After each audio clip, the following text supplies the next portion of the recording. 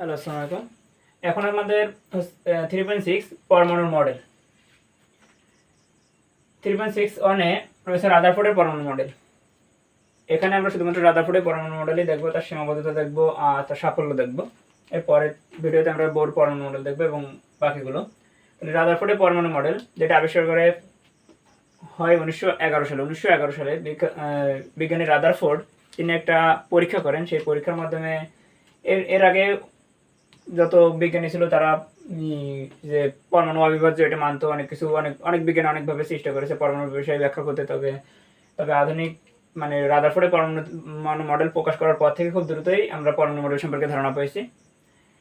তাহলে রাদারফোর্ড এখানে গুরুত্বপূর্ণ এই ভূমিকাটা পালন করেছে। এখন রাদারফোর্ডের পরমাণু মডেলটা বেশি কিছু আবিষ্কার করতে পারেনি, শুধুমাত্র নিউক্লিয়াসটা আবিষ্কার করতে পারে। বাকি যে তথ্যগুলো দেয় সেগুলো যুক্তিযুক্ত হয় না। তারপরেও আমাদের পরবর্তী ধাপগুলো বোর পরমাণু মডেল যেগুলি আবিষ্কার করেছে, এরকম পরবর্তী ধাপগুলো লাভ করার জন্য, পরবর্তীতে এই পরমাণু মডেল সম্পর্কে ধারণা লাভ করার জন্য গুরুত্বপূর্ণ ভূমিকা পালন করে রাদারফোর্ড। তো দেখি বিজ্ঞানী রাদারফোর্ড পরমাণু মডেলের ক্ষেত্রে রাদারফোর্ডের পরমাণু মডেল আবিষ্কার করে 1911 সালে। তিনি একটা পরীক্ষা করে, সেটা হচ্ছে প্রথমে তিনি জিঙ্ক সালফেটের একটা আবরণ নেই। যে জিঙ্ক সালফেটের একটা বৈশিষ্ট্য হচ্ছে এটা আলোর প্রতিপ্রভ সৃষ্টি করে, অর্থাৎ যদি আলোক রশ্মি একটা মাত্র কণা যায় তাহলে সেখানে জল করে ওঠে, একটা কণা গেলে জল করে ওঠে। তাহলে এরকম একটা বৈশিষ্ট্য হচ্ছে জিঙ্ক সালফেটের। এছাড়াও এরকম আরও পদার্থ আছে অনেক, সাধারণত ক্ষার ধাতু সময় সালফার এরকম হয়ে থাকে। এছাড়াও ব্যারিলিয়াম, প্লাটিনাম, সায়ানাইড একটা যৌগ আছে, সেটাও এরকম একই ধরনের বৈশিষ্ট্য প্রকাশ করে। এখন আমরা অত কিছু আলোচনা করবো না। এখন আমরা যাতে একটা শুধুমাত্র এই চিত্রটা দেখেই মনে করি আমি রাদারফোর্ডের পরমাণু কণা কি হয়েছিল সব বুঝতে পারবো, সেজন্য আমি চিত্রটা এঁকেছি। এখন দেখি রাদারফোর্ড যখন এই পরীক্ষা করে তার আগেই সাধারণত 1888 সালের দিকে কিংবা 1888 কিংবা 1999 সালের দিকে আবিষ্কার হয় যে তেজস্ক্রিয় পদার্থ থেকে স্বতঃস্ফূর্তভাবে আলফা কণা নিঃসরণ হয়। স্বতঃস্ফূর্তভাবে। এই আলফা কণাকে বলা হয় হিলিয়াম নিউক্লিয়াস থেকে যদি দুটো বের করে নেওয়া হয়, ইলেকট্রন বের করে নেওয়া হয়, অর্থাৎ হিলিয়াম যদি এই হয় এর একটা এর নিউক্লিয়াস আমরা জানি কি, হিলিয়ামের নিউক্লিয়াস আমরা জানি দুটো প্রোটন থাকে, দুটো নিউট্রন থাকে। তাহলে দুটো প্রোটন থাকবে, প্রোটন আর দুটো নিউট্রন, আর কক্ষপথে দুটো ইলেকট্রন। এই কক্ষপথের ইলেকট্রন দুটো যদি নেওয়া হয় তাহলে সেটি হয়ে যায় আছে হিলিয়াম 2+, অর্থাৎ হিলিয়াম আয়ন হয়ে যায়। এই হিলিয়াম দ্বিধনাত্মক হিলিয়াম আয়নকে যেহেতু দুটো প্রোটন থাকে তাকেই বলা হয় সাধারণত আলফা কণা। যেখানে দুটো শুধুমাত্র পজিটিভ চার্জ দিচ্ছে, অর্থাৎ দুটো ইলেকট্রন ত্যাগ করে দিচ্ছে, তার মানে শুধুমাত্র হিলিয়াম নিউক্লিয়াসটা হচ্ছে আলফা কণা। এই আলফা কণা একটা ভারী বস্তু এবং ভারী কণা, বস্তু না, একটা ভারী কণা এবং এর গতি আছে, তবে আলোর থেকে কম গতিতে চলে সামান্য, কারণ আচ্ছা ওগুলো পরে। এখন দেখি তাহলে আমরা এই আলফা কণায় এবং রাদারফোর্ড একটা অতি সূক্ষ্ম একদম পাতলা একটা সোনার পাত ব্যবহার করে এই পরীক্ষায়, কারণ সোনা একটা নিষ্ক্রিয় পদার্থ, এটা সহজে কারোর সঙ্গে বিক্রিয়া করে না।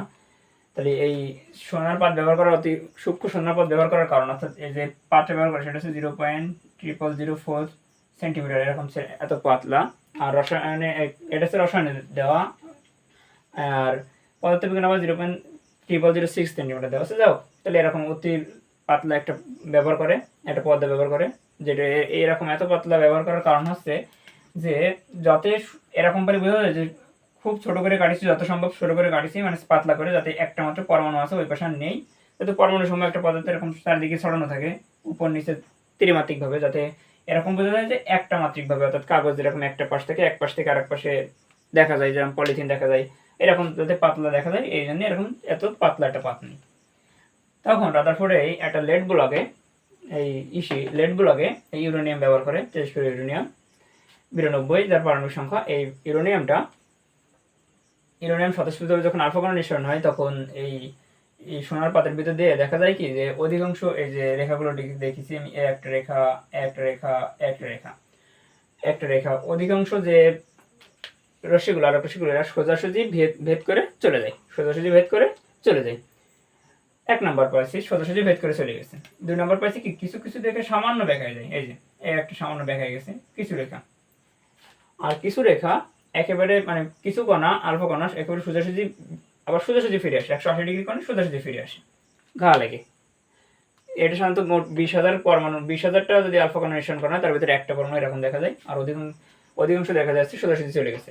তাহলে এই থেকে এই 3 রকম রশি জানলে আমাকে হয়ে যাচ্ছে। এক প্রকার কি সোজাসুজি চলে গেছে, এটা সামান্য বেঁকে গেছে, এটা আবার লেগে ফিরে আসে।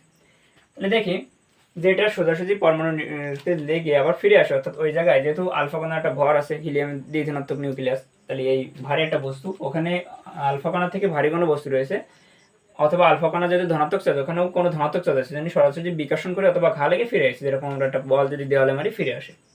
তাহলে এখান থেকে আমরা বুঝতে পারলাম যে এই পরমাণুর একটা এরকম একটা জায়গা আছে পরমাণুর কেন্দ্রে, এটা সাধারণত গোলাকার বলে রাদারফোর্ড। এই গোলাকার জায়গা রয়েছে যেখানে যদি অনেক ভারী, অর্থাৎ পরমাণুর সমস্ত ভর ওই জায়গায় আছে, জায়গাটা অনেক ভারী, যেমনি আলফা কণা আবার সোজাসুজি ফিরে আসতেছে, সেটা ভেদ করতে পারেনি কিংবা ব্যাখ্যা হয়ে যেতে পারেনি।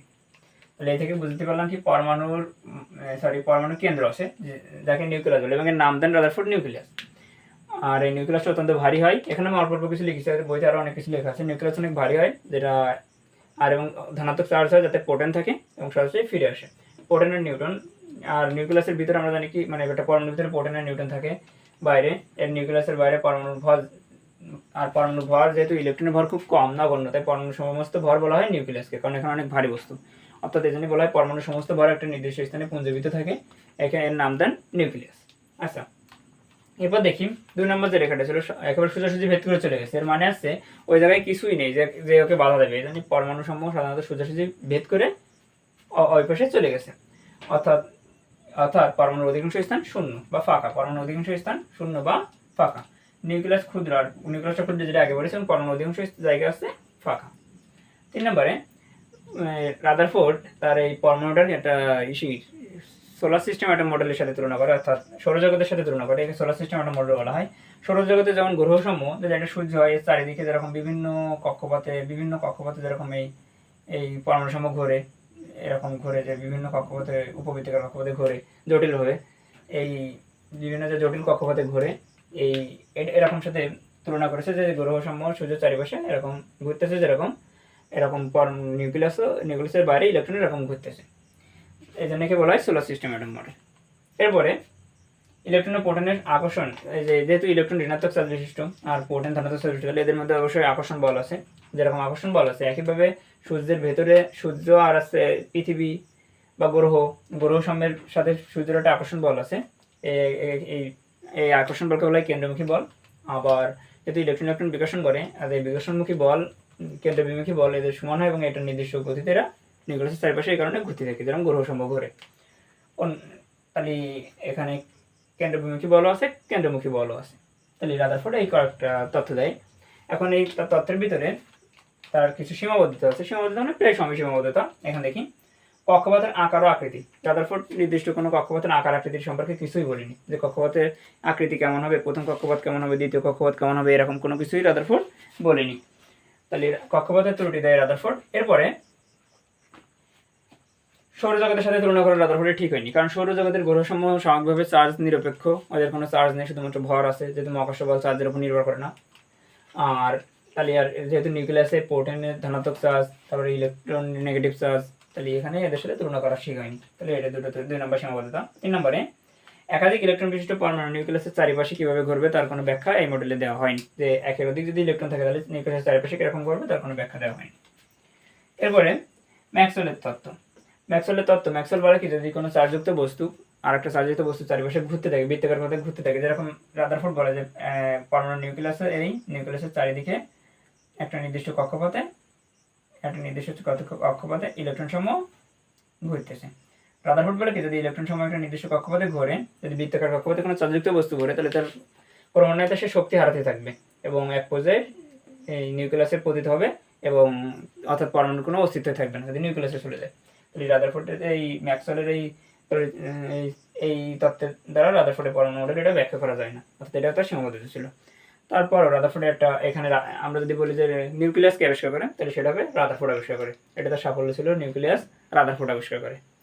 থ্যাঙ্কস। এরপরে আমরা আজকে এই ভিডিওটা এই পর্যন্ত থেকে, এরপরে আমরা দেখছি বোর পরমাণু মডেল।